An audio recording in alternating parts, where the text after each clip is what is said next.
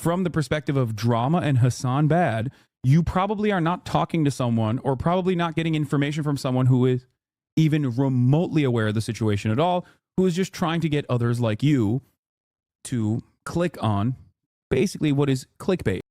They do not care about Israel nor Palestine. They just care about the drama aspect of it.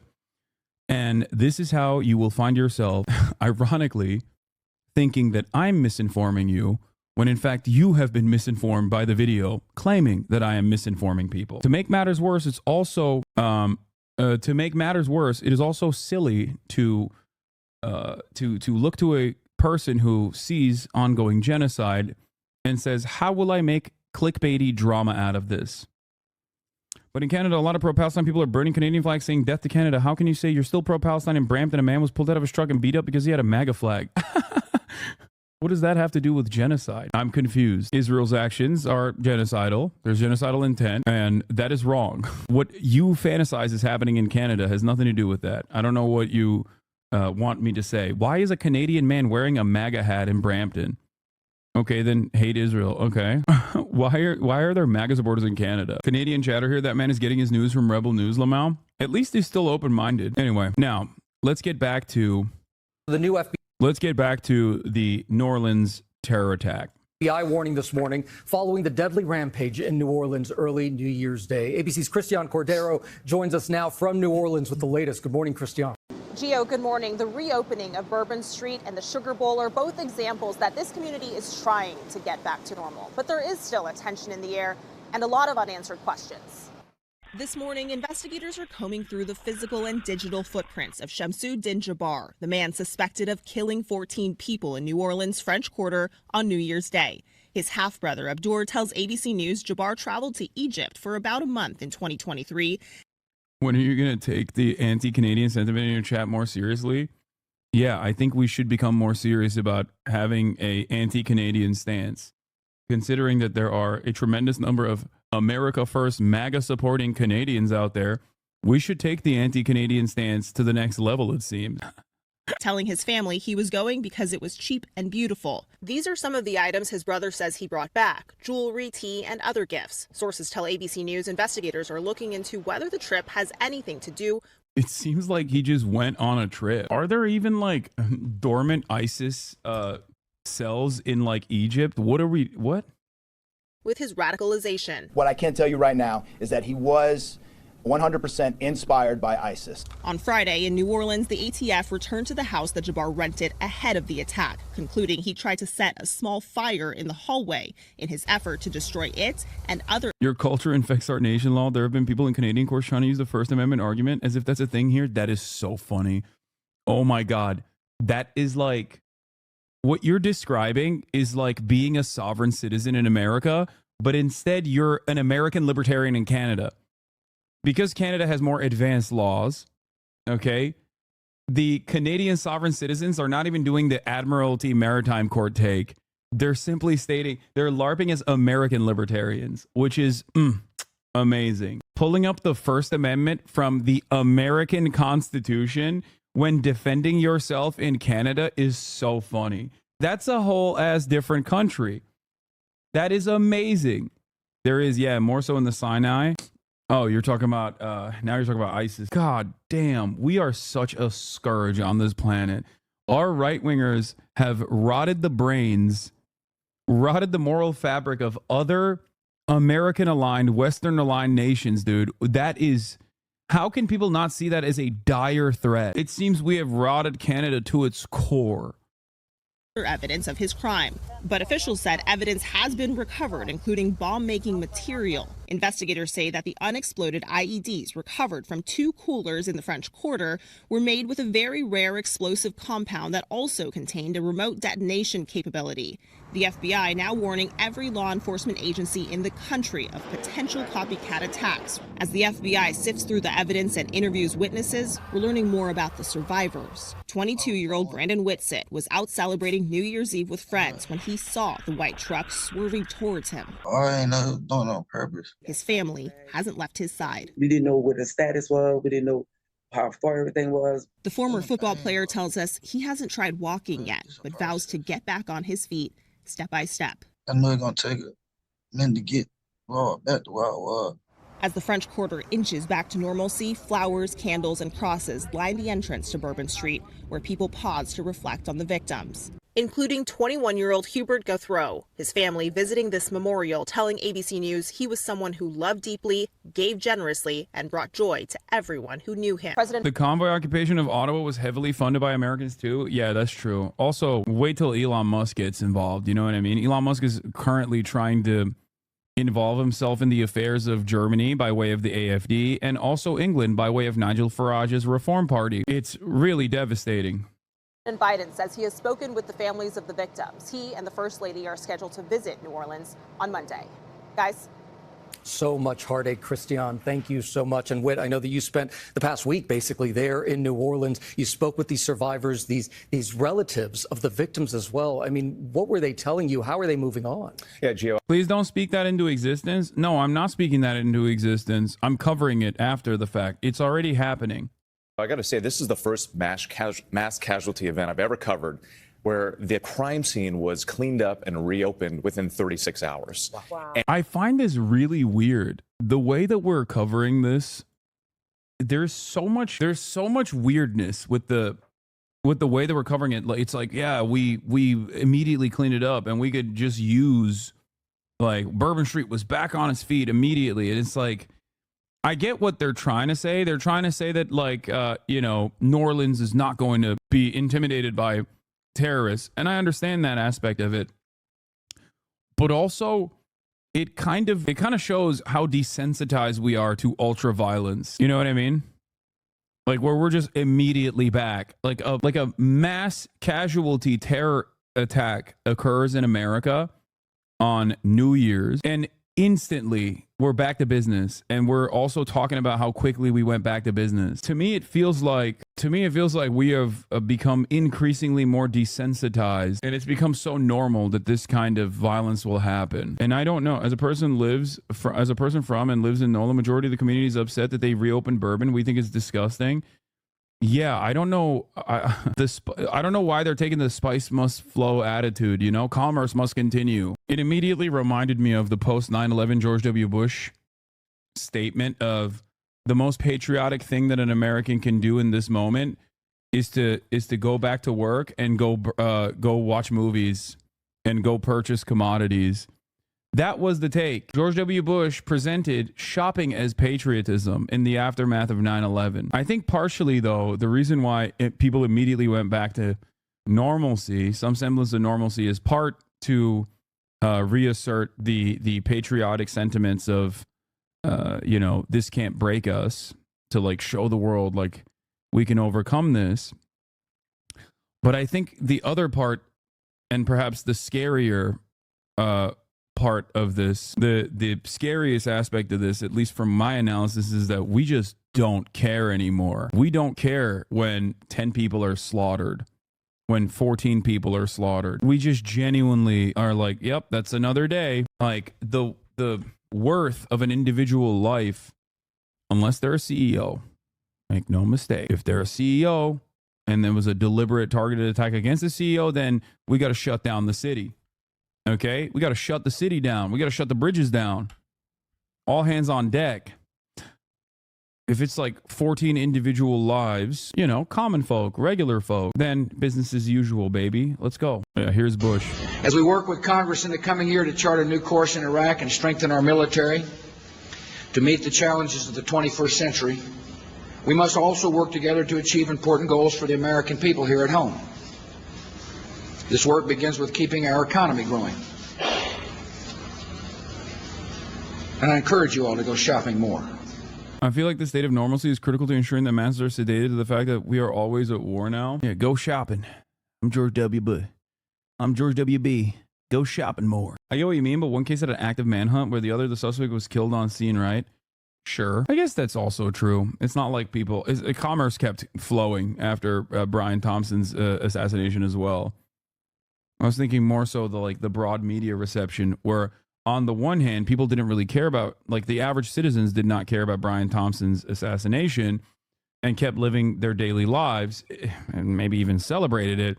Whereas on the other hand, it seems like the media was so critical of that Whereas in this circumstance, they're presenting it as a positive that look how fantastic it is that business as usual is back after this horrific crime. Like there was CNN coverage specifically dedicated to how Americans were just living their lives daily as a CEO. An innocent CEO was assassinated in broad daylight. Remember Michael Merconish on CNN? He did not one but two individual pieces on that, upset that there wasn't even a vigil presented for Brian Thompson.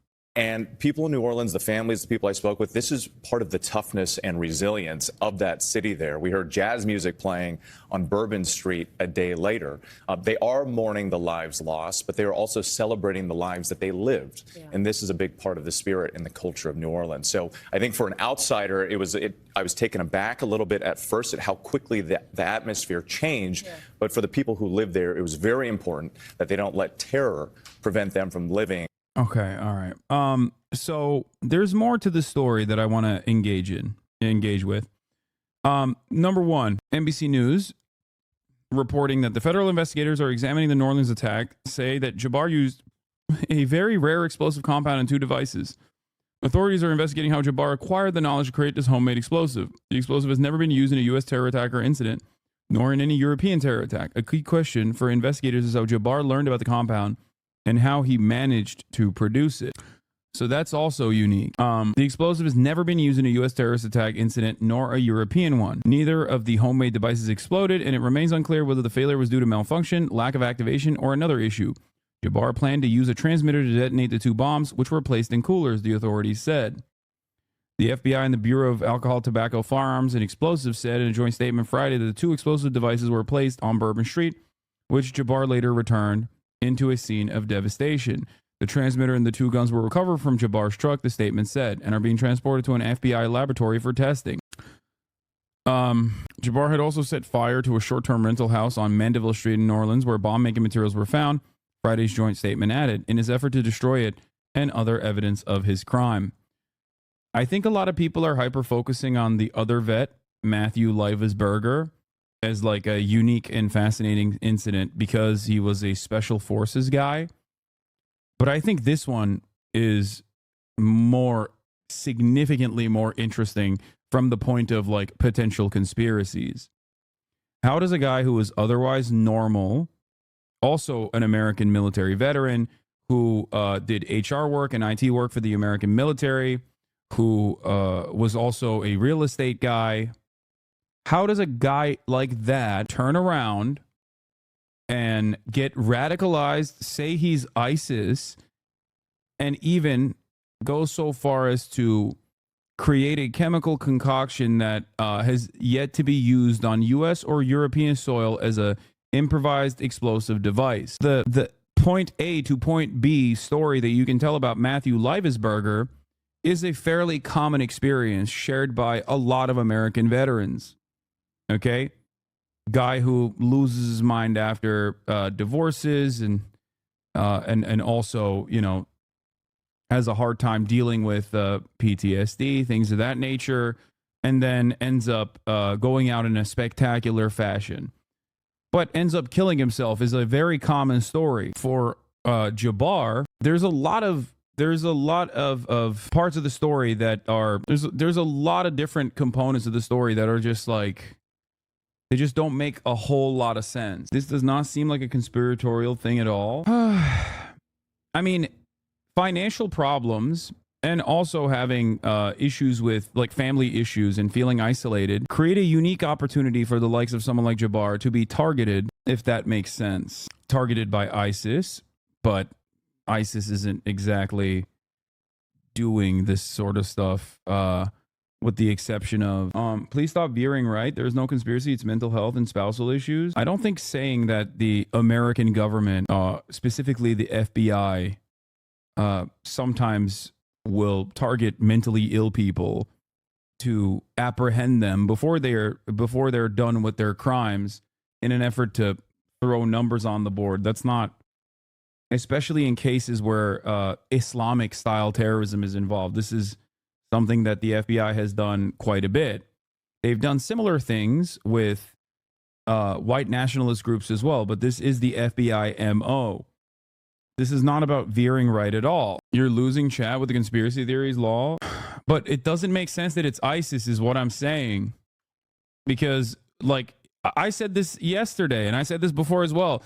If this was a quote-unquote psyop or something, it would make infinitely more sense for whichever government agency to claim that this was actually someone who was activated by Hezbollah or activated by Iran or activated by Hamas. While there's no actual pattern of this sort of Western attack committed at the behest of either of those groups, it's still, you know, if you want to make a statement, and if you want to I don't know, ignite public fervor against any number of different foreign adversaries, you wouldn't use ISIS, which, especially at a time when they're basically like they're gone, right? So I still land on the side of, like, most likely a guy with family issues, financial problems, who just snapped, and then somewhere along the lines went with ISIS because that's what he knew, you know, and was like, oh yeah, I'm ISIS. Actually, I've decided, instead of killing my family, according to him and according to FBI reports, was he landed on ISIS instead of killing his family. That's what they're saying. That's not what I'm saying. That's simply what the reporting is. Well, they've been banned already. So I'm looking at, like, every possible avenue. To try to figure out what could be the reason. Yeah. Also, the same chat saying Luigi Mangioni's a patsy is saying this is a bridge too far is pretty funny. I know. What's your central claim against the claim that the FBI is making? Well, I'm not making a claim against what the claim FBI is making. The FBI hasn't really made, like, a coherent claim thus far. They haven't really, like, put together a thorough analysis on this issue. They just say he was ISIS. He wasn't ISIS affiliated, but most likely ISIS inspired. So there isn't really a fully flushed out claim either. Now, that hasn't stopped opportunists like this lady from the New York Post from taking advantage of this, just like the Fox News coverage that we watched, where they immediately turned around and were like, you know, what Jabbar did is exactly the same as what, queer English majors did in Columbia campus when they said Israel is an apartheid state, which is objectively true. So they immediately, there were, of course, opportunists in the media that turned around and were like, you know, Jabbar is just like Columbia campus protesters. They did do that because they're opportunists and charlatans. Here is what the New York Post lady did. Apparently getting access into the crime scene. We're in a terrorist home. You can see that it's been clearly destroyed. The door.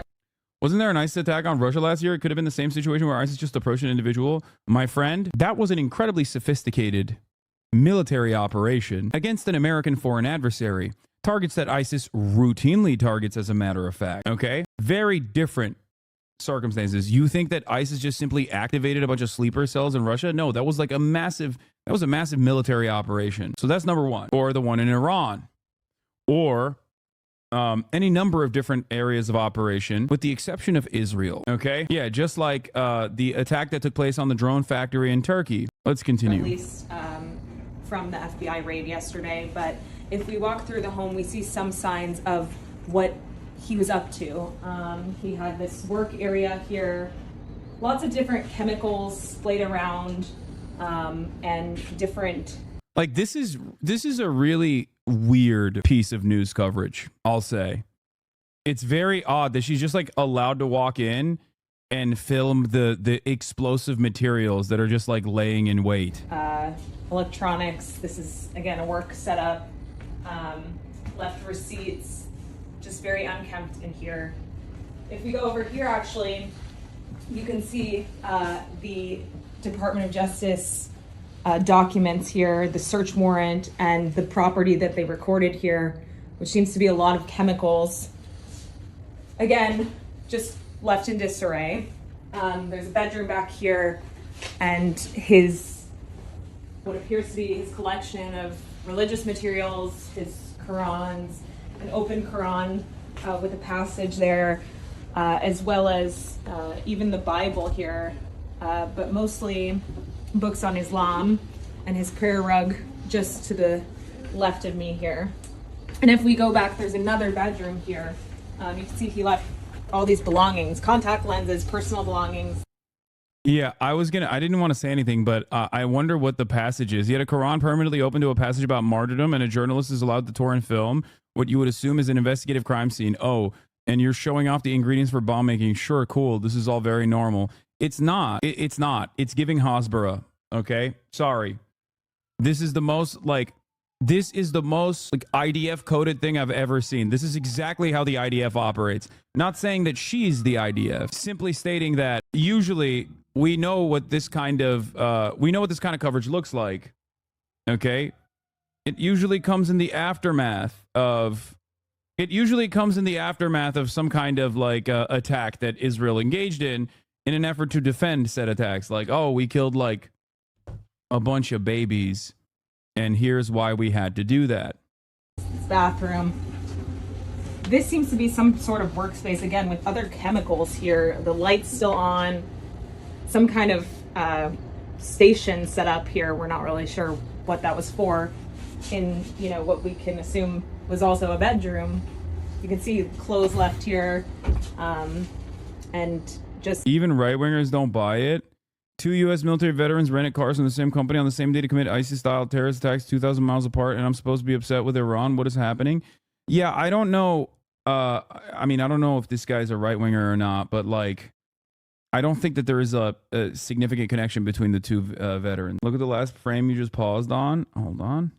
Oh, well, there it is. A sign that... Wait, hold on. I'm not really sure what that was for. In, what we can assume was also a bedroom. You can see clothes left here, and just a sign that someone was here up until those last few moments when neighbors said he left just before the New Year's holiday, saying he was done with his lease. It was up and he was on his way to New Orleans where he would live there. Didn't take any furniture because he said his new home would be furnished. That is a kafia, which they seemingly spent some time on. The camera also a did. Bedroom.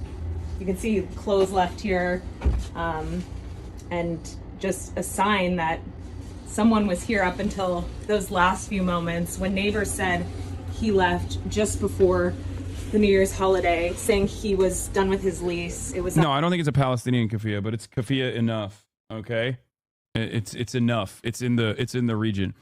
Now, somebody, People's City Council actually looked at the beat of this reporter, Jenny Taer, on Israel's wall under siege, the terror threat at the U.S. border, and the collapse of sanctuary cities. 3 Palestinian terror suspects caught after crossing border illegally as overwhelmed agents warn, I probably let terrorists in. Illegal migrant from Lebanon caught at border admitted he's a Hezbollah terrorist hoping to make a bomb and was headed for New York, all by Jenny Taer. Jenny Taer, we're prepared. Americans serving in the Israeli military readying for the possibility of a Gaza ground invasion, for the Daily Caller. Worked at Prager Force from 2017 to 2018. Production intern for the Laura Ingraham Show. Look at that. Oh, she worked for Camera. Okay, well, that's it. For those of you who don't know, Camera is, I believe they also get grants from the Knesset, if I'm not mistaken, but it's Committee for Accuracy in the Middle East Reporting in America. It's another one of these media fairness organizations that specifically works on, she wrote it in her LinkedIn, promoted Israel at University of Arizona through social media and campus events. Why would the Committee for Accuracy in Middle East Reporting promote Israel? What? According to her own admission on her own LinkedIn, on her own CV. Apparently, this guy's door was left open for days and people were inside the home taking pictures and freely roaming around. He was with 2 other people and then he wasn't. Where did the ISIS flag come from? Not even conspiratorial, but cops lie all the time and the media happily publishes those lies without any initial fact checking. It's all very weird. Multiple sources of the NOPD viewed footage of multiple suspects loading explosives. Into the vehicle. Althea Duncan, New Orleans FBI field office, said that Jabbar did not act alone. Hours later, Christopher Raya from the FBI's counterterrorism division said the opposite. What's insane is that they seem to have determined with insane speed and certainty that no one was in the vicinity to help him do anything and that there is no additional threat to the public. Deputies closed down the street in North Harris County where Shamsuddin Jabbar was living. A source tells me the HCSO bomb squad was on the way to collect evidence. This comes days later when the door was left open and people were inside the home taking pictures and freely roaming around. Sources also say precursor chemicals were found inside the home when they first raided it, which are typically used for making homemade explosives. The question now becomes, why come back and collect evidence and not do this days ago? Is there other times when the FBI radicalized normal Americans? Not normal Americans, but yes, of course. The FBI has absolutely worked to entrap and honeypot oftentimes mentally disabled Americans, like Muslim teenagers and stuff like that. But also even white supremacist militias too, adults as well. But like I said, regardless of the weird nature of some of the information that's come out of this and some of the backtracking that's also come subsequently after the initial coverage, this part is just like so clearly cut for propaganda. One must ask the question why this person has this level of access as they've like staged all this stuff. And she's like, look at the bomb making material and look at the Quran. Stuff, and he was on his way to New Orleans where he would live there. Didn't take any furniture because he said his new home would be furnished. That's all we know so far. Would you even consider yourself an American with the views you have about our country? Treasonous bastard. Yes, I know it's treason that I think we should spend more time housing the homeless here instead of wasting all of our resources on blowing up other countries. You know, that's my treason. Yeah. In Russia, you are known as an abomination. Yeah. Someone called me a gay banderite. There's also, wait, what is this one? There's more I wanted to talk about here as well, but yeah, I wanna have free healthcare for you, my friend. So yeah, I don't know. I just think that, like, is there a likelihood that this dude was radicalized and went crazy after after his financial woes? Sure, there is a likelihood. There is a likelihood for sure, like a decently high chance. But is that stopping people from, you know, using this as an opportunity to basically do as much propaganda as possible for their own key issues? I think that's already happening. That's what I showed you an example of. So, you know, lots to discuss here. But before I do that, I want to talk about Patrick Bet David, my king, my goat. White nationalists do not want people like me in America. Go back to Iran is the typical line. Patrick Bet David is yet another one of the victims of the MAGA civil war, the racism MAGA civil war. This is Mr. Valuetainment you're talking about. I will defend him. Okay. Do you understand me? I will forever defend this man for all the value that he has tainted.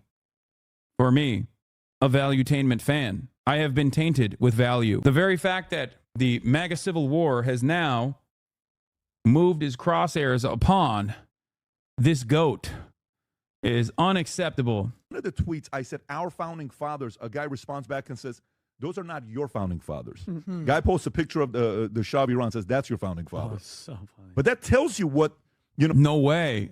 What?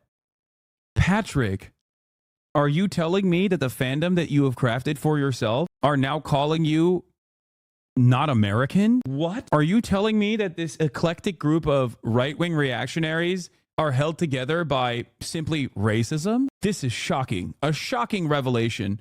A shocking revelation from the man, the myth, the legend. You know, a part of this, there's nationalists and there's white nationalists. Mm-hmm. White nationalists, Vinny, don't want.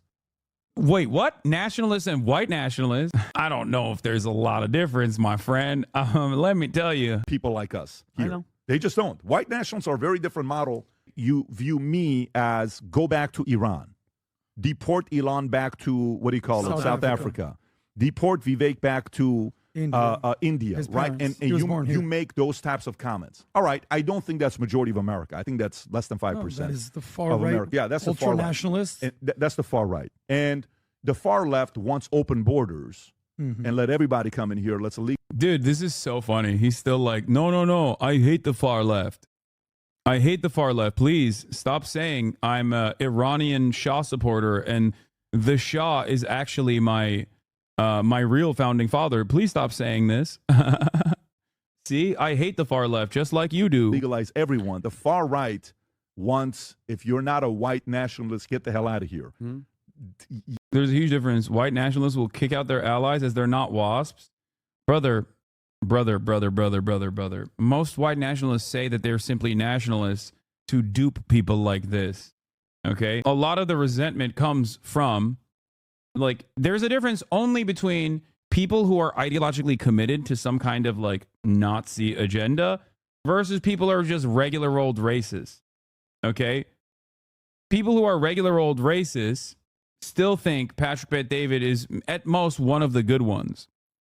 People who are ideologically committed to neo-Nazi ideology are thinking, even if Patrick Bet-David presents himself as one of the good ones, he still must be deported. Okay? The problem here is you as a consumer not knowing the position of the individual before they say it, and you think everyone is in that position. They're not.